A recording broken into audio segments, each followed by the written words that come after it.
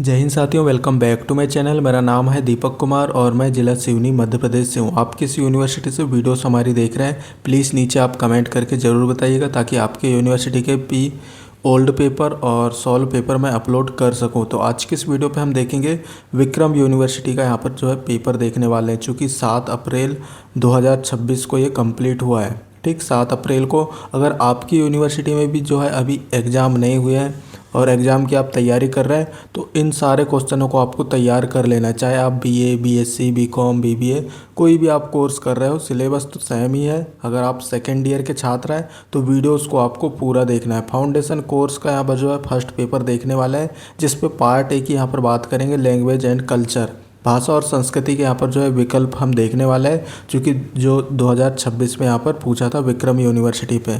तो सिलेबस सभी का सेम है, मध्य प्रदेश के समस्त यूनिवर्सिटी का। तो आप जो है दूसरी यूनिवर्सिटी के क्वेश्चन पेपर आपको ज़रूर देख लेना, क्योंकि काफ़ी सारे क्वेश्चन एक दूसरे से मिलते जुलते हैं। क्योंकि सिलेबस सेम है तो भाई क्वेश्चन भी वहीं से आएंगे आपके। तो आपको जो है इस पेपर को पूरा से पूरा देखना है। और पार्ट भी अगर आपको चाहिए तो भाई नीचे आप मुझे कमेंट करके बताइएगा। अगर आप विक्रम यूनिवर्सिटी के हैं तो आपको अगर पार्ट बी का जो है सॉल्व पेपर चाहिए तो आप भी कमेंट कर सकते हैं। ठीक, बाकी इस वीडियो की हम यहाँ पर शुरुआत करते हैं। सब्सक्राइब नहीं किया तो प्लीज़ सब्सक्राइब आपको कर लेना है, लाइक कर देना है, सब्सक्राइब भी आपको कर ही लेना है। ज़्यादा से ज़्यादा लाइक सब्सक्राइब आएंगे तो ज़्यादा से ज़्यादा आपके लिए कंटेंट मैं अपलोड करूँगा। बाकी टेलीग्राम व्हाट्सएप ग्रुप के लिंक मैंने आपको डिस्क्रिप्शन में दे रखा है, तो आप सभी स्टूडेंट ज्वाइन ज़रूर कीजिएगा। तो चलिए यहाँ पर बात करते हैं सेकेंड ईयर का एफसी फर्स्ट हिंदी लैंग्वेज का यहाँ पर जो है पेपर देखने वाले हैं। तो सब बीए, बीएससी, बीकॉम वाले देखेंगे। ठीक, नहीं तो यहाँ पर ऐसा भी होगा कि यहाँ पर भाई यहाँ तो लिखा है बीकॉम, बीबीए, बीसीए लिखा है तो ओनली यही स्टूडेंट देखे, ऐसा कुछ नहीं है। ठीक, सिलेबस सेम है तो आपको देख लेना है, कई सारे क्वेश्चन आपके इसमें आ जाएंगे। तो ये रहा क्वेश्चन पेपर, एक मिनट। हाँ, तो ये रहा आपके सामने क्वेश्चन पेपर। ठीक, तो हम पार्ट ए यहाँ पर देखने वाले हैं। पार्ट बी अगर आपको चाहिए तो नीचे आप मुझे कमेंट करके बताइएगा, तो उसके भी हम जो है सॉल्व पेपर डाल देंगे यूट्यूब पर। ठीक, तो चलिए भाई यहाँ पर वीडियो स्टार्ट करते हैं। एक चीज़ और बता दो, अगर आप कोई भी यूनिवर्सिटी से हो मध्य प्रदेश के, आप जो है एग्ज़ाम सेंटर से बाहर निकलते उसके बाद अगर आपको सॉल्व पेपर चाहिए आपका, तो मैं आधे घंटे के बाद जो है वीडियोज़ अपलोड कर दूँगा। तो आप जो है कॉलेज से निकलते समय, मतलब एग्ज़ाम सेंटर से निकलते समय, मेरा नंबर है 9770234998। इस पे जो है आप पीडीएफ बना के क्वेश्चन पेपर ज़रूर भेजिएगा। अगर आप जो है क्वेश्चन पेपर भेजते हैं तो मैं आधे घंटे बाद आपको जो है यूट्यूब में वीडियो प्रोवाइड करा दूँगा। ठीक, तो इस नंबर पे आपको भेज देना है। चलिए यहाँ पर जो है क्वेश्चन आंसर की ओर यहाँ पर बढ़ते हैं। ठीक, तो यहाँ पर जो पहला क्वेश्चन है वो पूछा था, ठीक, लैंग्वेज एंड कल्चर में गीता के आरंभिक श्लोक के शब्द हैं, तो इसका करेक्ट आंसर हो जाएगा ऑप्शन ए धर्म क्षेत्र कुरुक्षेत्र। ऑप्शन ए इसका करेक्ट आंसर हो जाएगा। दूसरा यहाँ पर जो प्रश्न है, गीता में कुल अध्याय हैं, तो इसका करेक्ट आंसर हो जाएगा गीता में कितने अध्याय हैं। इसका करेक्ट आंसर आपका हो जाएगा ऑप्शन ए 18 अध्याय हैं। ठीक, अगला यहाँ पर जो प्रश्न पूछा था, गीता में सर्वमान श्लोकों की संख्या कितनी थी, तो इसका राइट आंसर हो जाएगा 700। ऑप्शन ए इसका करेक्ट आंसर हो जाएगा। क्योंकि ये सभी प्रश्न मैंने जो लॉन्ग वीडियो बनाया था एक, तो उस सभी से आया हुआ है। आप हमारे चैनल पर जाकर देख सकते हैं, एक प्लेलिस्ट बनी हुई होगी सेकेंड ईयर की, बीए, बीएससी, बीकॉम की, तो वहाँ पर मैंने ये सारे क्वेश्चन कवर किया हुआ था। काफ़ी सारे विकल्प वहाँ पर मैंने 400-500 विकल्प समझाया हुआ है, उससे आप कंप्लीट तैयारी भी कर सकते हैं हमारे चैनल के जरिए। ठीक, चौथा प्रश्न यहाँ पर पूछा है, गीता के ग्रंथ में संवाद किसका है, तो इसका राइट आंसर यहाँ पर हो जाएगा ऑप्शन ए कृष्ण और अर्जुन का। अगला यहाँ पर जो पांचवा प्रश्न है, जागो फिर एक बार कविता के रचयिता हैं, तो इसका राइट आंसर हो जाएगा आपका option B Suryakant Tripathi Nirala. Okay, अगला यहाँ पर जो प्रश्न है, उपरोक्त कविता किस काव्य संग्रह में संकलित है, तो इसका राइट आंसर हो जाएगा परिमल। नेक्स्ट यहाँ पर जो प्रश्न पूछा था, 1.25 लाख पर एक को चढ़ाऊंगा यह कथन किसका है, तो इसका राइट आंसर यहाँ पर हो जाएगा ऑप्शन सी गुरु गोविंद सिंह। ओके, और नेक्स्ट यहाँ पर प्रश्न है निराला जी का उपन्यास है, तो इसका राइट आंसर हो जाएगा निरुपमा, इसका करेक्ट आंसर हो जाएगा। अगला यहाँ पर जो प्रश्न पूछा था दोपहर का भोजन कहानी के लेखक हैं, तो इसका राइट आंसर हो जाएगा Amarkant, option C correct answer इसका हो जाएगा। और आपके कितने आंसर सही हो रहे हैं, अगर आप जो है विक्रम यूनिवर्सिटी के छात्र हैं तो नीचे आप कमेंट करके भी ज़रूर बताइएगा। दोपहर का भोजन कहानी पहली बार किस पत्रिका में प्रकाशित हुई, तो इसका राइट आंसर हो जाएगा ऑप्शन बी प्रतीक।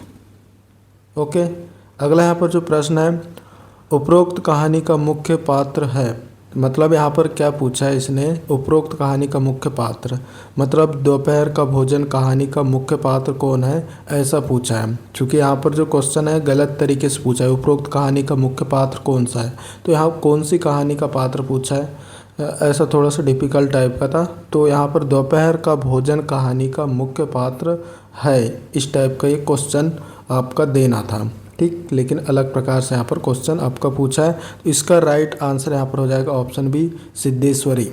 नेक्स्ट यहाँ पर जो प्रश्न है सिद्धेश्वरी को किससे डर लगता था, तो इसका राइट आंसर हो जाएगा दोपहर की धूप से, ऑप्शन बी इसका करेक्ट आंसर। नेक्स्ट यहाँ पर जो प्रश्न पूछा है गिल्लू किस रचनाकार का गद्य संकलन है, तो इसका राइट आंसर हो जाएगा महादेवी वर्मा। नेक्स्ट यहाँ पर जो प्रश्न है गिल्लू का प्रिय भोजन क्या था, तो इसका राइट आंसर हो जाएगा काजू, ऑप्शन बी इसका करेक्ट आंसर। वेरी इजी यहाँ पर जो है क्वेश्चन पूछे गए थे, तो अक्सर ये प्रश्न पूछे भी जाते हैं, तैयार आपको कर लेना है। गिलहरी के जीवन की अवधि होती है 2 वर्ष होती है, ऑप्शन बी इसका करेक्ट आंसर हो जाएगा। अगला यहाँ पर जो प्रश्न है गिलहरी ने अपने अंतिम समय में लेखिका के किस अंक को पकड़ा था, तो इसका राइट आंसर हो जाएगा किस अंक को पकड़ा था, ऑप्शन ए उंगली को पकड़ा था उन्होंने। नेक्स्ट यहाँ पर जो प्रश्न है वो हम देखेंगे नाखून क्यों बढ़ते हैं, ठीक, नाखून क्यों बढ़ते हैं गद्य साहित्य की कौन सी विधा है, तो इसका राइट आंसर हो जाएगा आपका ऑप्शन डी, ठीक, निबंध। इसका मतलब जो है नाखून क्यों बढ़ते हैं गद्य साहित्य की कौन सी विधा है, तो ये निबंध है, ललित निबंध है, एक प्रकार के जो निबंध का जो प्रकार होता है ना ललित निबंध। तो अगर ऑप्शन में आपका निबंध ही दिया है तो निबंध आपको डालना है, ललित निबंध है तो ललित निबंध आपको लिखना है, ठीक। और ये किसने लिखा था नाखून क्यों बढ़ते हैं, हजारी प्रसाद द्विवेदी जी ने।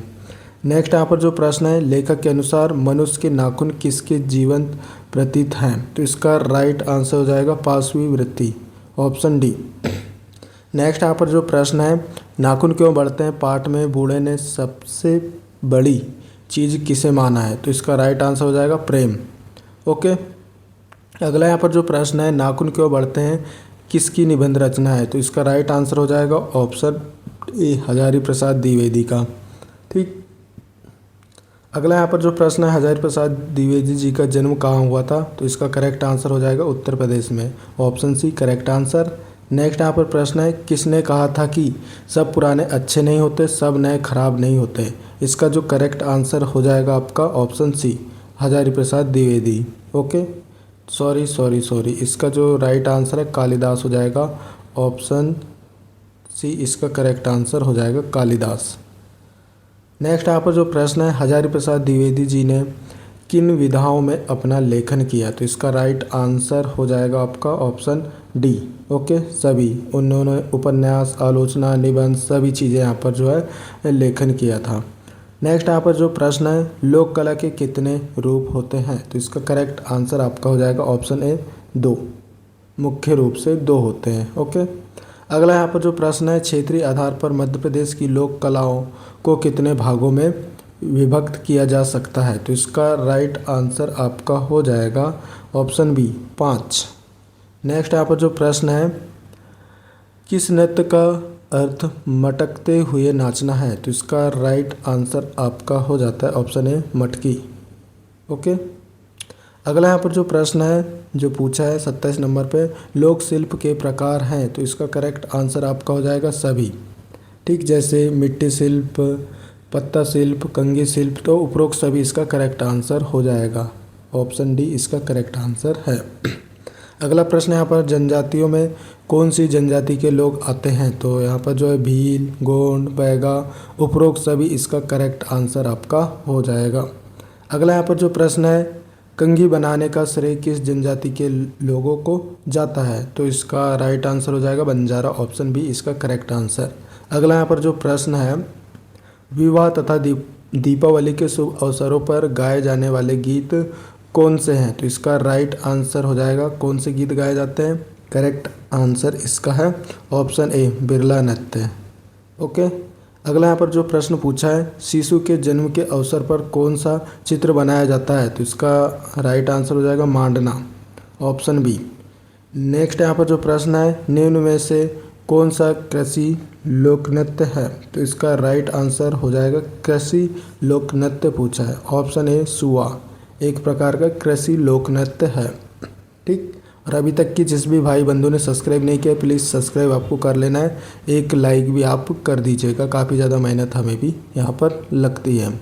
ठीक, नेक्स्ट यहाँ पर जो प्रश्न है, गणगौर के अवसर पर किया जाने वाला नृत्य है? तो इसका करेक्ट आंसर यहाँ पर आपका हो जाएगा ऑप्शन ए रजवाड़ी। नेक्स्ट यहाँ पर जो प्रश्न है, बघेलखंड का प्रसिद्ध नृत्य है? तो करेक्ट आंसर इसका हो जाएगा ऑप्शन ए दादर। अगला यहाँ पर जो प्रश्न है, मामूलियत चित्रकला किस क्षेत्र की विशेषता है? तो इसका राइट आंसर हो जाएगा 35 का बी, ओके, बुंदेलखंड का। जीरोता कला का संबंध किस स्थान से है? तो इसका राइट आंसर आपका हो जाएगा ऑप्शन डी निमाड़। नेक्स्ट यहाँ पर जो प्रश्न है, लोक साहित्य के विविध रूप हैं? तो इसका राइट आंसर हो जाएगा उपरोक्त सभी, ओके, ऑप्शन डी सही हो जाएगा। जैसे कि यहाँ पर बात करें तो लोक साहित्य के विविध रूप हैं, जैसे लोक कथा, लोकगीत, और यहाँ पर आ जाता है आपका लोक गाथा, उपरोक्त सभी इसका करेक्ट आंसर हो जाएगा। विभिन्न ऋतुओं में गाए जाने वाले गीत हैं, तो उसे क्या कहेंगे हम? विभिन्न ऋतुओं में गाए जाने वाले गीत हैं, तो कौन से गीत हैं? करेक्ट आंसर इसका हो जाएगा आपका ऑप्शन बी। ठीक, ऋतु गीत कहते हैं उन्हें, ऑप्शन बी करेक्ट आंसर इसका हो जाएगा। अगला प्रश्न, लोक साहित्य को कितने भागों में बांटा जा सकता है? तो इसका राइट आंसर हो जाएगा ऑप्शन सी 3 भागों में। अगला यहाँ पर जो प्रश्न है, क्षेत्र के आधार पर लोक साहित्य की कितनी श्रेणियाँ हैं? तो इसका करेक्ट आंसर हो जाएगा ऑप्शन बी 4। अगला यहाँ पर जो प्रश्न पूछा है, नौटंकी का प्रमुख वाद्य क्या है? तो इसका राइट आंसर हो जाएगा नौटंकी, ओके, नौटंकी पूछा है, ढोलक, सॉरी ढोलक नहीं होगा, इसका राइट आंसर आपका हो जाएगा ऑप्शन सी नक्कारा। ठीक, अगला यहाँ पर जो प्रश्न पूछा है उन्होंने, सुआटा किस प्रकार का लोकगीत है? तो इसका राइट आंसर हो जाएगा ऑप्शन सी धार्मिक गीत है। ठीक, कलेजा खांडो निमाड़ी मुहावरे का अर्थ है? तो इसका राइट आंसर आपका हो जाएगा ऑप्शन ए कष्ट देना। ठीक, अगला यहाँ पर जो प्रश्न है, मुहावरा किस भाषा का शब्द है? तो मुहावरा एक अरबी भाषा का शब्द है, ऑप्शन बी इसका करेक्ट आंसर। मुहावरे की विशेषताएं हैं? तो मुहावरे की क्या विशेषताएं भाई? उपरोक्त सभी हो जाएगा, सरलता, सुंदरता, संक्षिप्तता, ऑप्शन डी इसका करेक्ट आंसर हो जाएगा उपरोक्त सभी। नेक्स्ट यहाँ पर जो प्रश्न है, एक पद दो काज का अर्थ है? एक पद दो काज का अर्थ है, तो क्या अर्थ है इसका? जैसे अनेक कार्य करना, एक साथ दो राह, और नीचे यहाँ पर जो विकल्प है एक कार्य करना, तो इसमें से जो सही आंसर है एक साथ दो लाभ, ऑप्शन डी इसका करेक्ट आंसर हो जाएगा, एक साथ दो लाभ। ठीक, नेक्स्ट यहाँ पर जो प्रश्न है,